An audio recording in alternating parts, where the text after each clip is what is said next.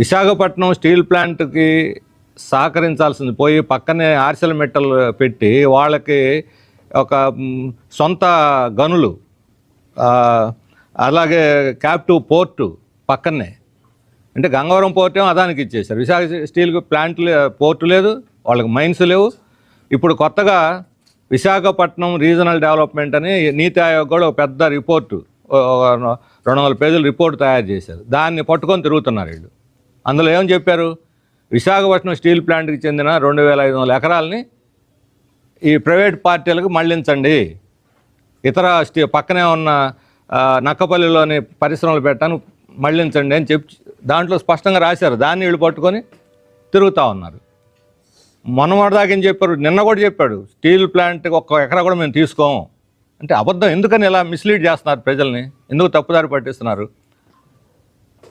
On paper ఉన్నది black and వైట్లో 2500 ఎకరాలు విశాఖ స్టీల్ ప్లాంట్ భూమి తీసి నక్కపల్లి పారిశ్రామిక రంగానికి మేము తరలిస్తాం, ప్రైవేట్ కంపెనీలకు ఇస్తాం, $800 బిలియన్ పెట్టుబడులు వస్తున్నాయని చెప్పి దాంట్లో స్పష్టంగా చెప్తే మేము తీసుకోమంటే దాన్ని ఖండించారు. రిపోర్ట్ని తీసుకొని చెత్తపట్టలు వేసేయండి.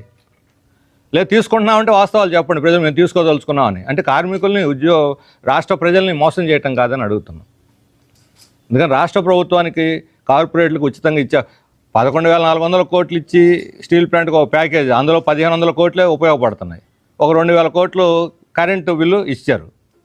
కానీ 22,000 కోట్లు గూగుల్కి అదానికి ఇచ్చారు. దాని సంగతి ఏమిటి?